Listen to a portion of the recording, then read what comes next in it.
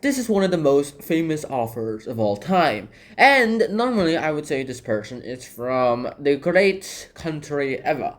But this person, though, is not to the country where Trump says, "Make America Great Again." This person is from the United Kingdom. Yeah, the UK. So, let's see what this guy is like. Let's start off with his name, which is what we start off with every other Dark Sean biography. His name is officially Jerome Klapka Jerome. He was originally born Jerome Klapka without the extra Jerome, but then his dad went ahead and changed their family name to Jerome and added a middle name of Klapka. And so he has the same first name and the same last name. Very, very interesting. This part, though, stayed the same. He was from the England, and he was born in the Belses house. Apparently, that's the name of the house that he lived in, which was on number 1 Caldmore Road, which is in Caldmore, obviously, which is in Walsall, which is in England. He was born on May 2nd of 1859, and his parents were proudly British. So in the end, of course, he went ahead and got a pretty good education, even though his family did suffer from poverty at times. And by the way, this is his house. This is his house. And it used to be a museum. Like, it was a museum from, like, 1988-ish, and then it closed in, like, 2004. And this is what his town looks like right now. He went ahead, got his education by attending the St. Marylebone grammar school. Yeah, grammar schools were pretty common back then, and he himself was actually one of the specialties, mainly because grammar schools were heck expensive. But unfortunately, good things don't last long ever. He had to quit his studies because at the age of 13, his dad died, and at the age of 15, his mom died, forcing him to become the breadwinner of his family to just earn a living and just basically survive. Inspired by his older sister's love for the theater, he went ahead and tried out to be an actor. Obviously, this is not him. This is just a random 19th century actor I found online. He would stay with the acting troupe that he joined for like 3 years. That acting troupe was like based on like, okay, actors, you need to pay for the parts and costumes as well too. And he stayed with them for 3 years until he was like, yeah, this is going nowhere. I'm out of here. Which led him to wandering jobs again. He tried to become a journalist and even essayist, a satirist, and even a short story writer.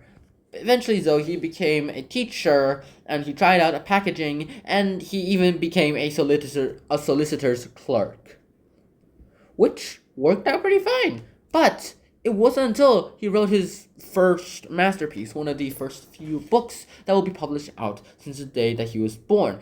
In 1885, he wrote the book On the Stage and Off, which is a brief career of his time with the acting troupe. The subtitle goes ahead and explains it as the brief career of a would-be actor. He went ahead, wrote a book that, well, described his time on the stage. He described his time with his acting troupe in vivid detail and emphasized that he left on his own accord. This became widely popular and it skyrocketed him to fame. Next up, he went ahead and wrote, well, another book. But before he wrote that book, he went ahead and met this woman, Georgiana Elizabeth Henrietta Stanley Maris. That was her name, and she went ahead and introduced herself. 9 days after her 5-year divorce, well, she and little Jerome went ahead and became married. Just 9 days after the divorce. That's crazy. That's wild, if you ask me. And to be honest, it is quite wild. Later up, their honeymoon was on the Thames River, which inspired him to write this book called 3 Men in a Boat, Say Nothing on a Dog.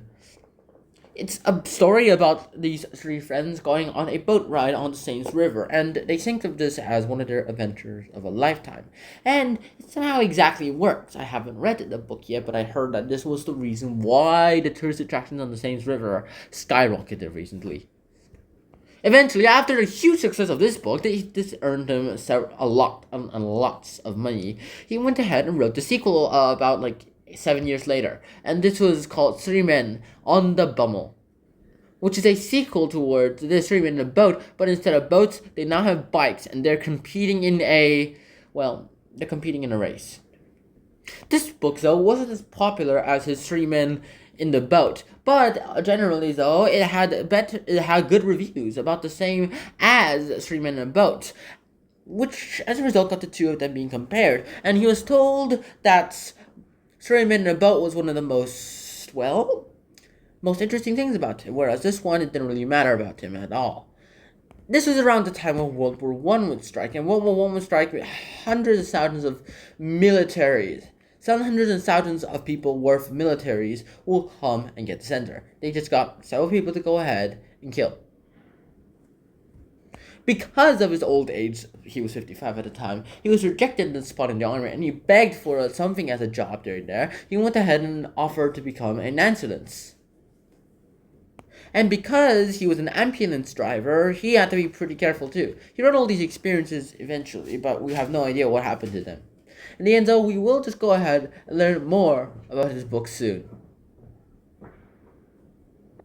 He died on June 14th of 1927 at the age of 68. And his tombstone says, "For we are laborers together with God."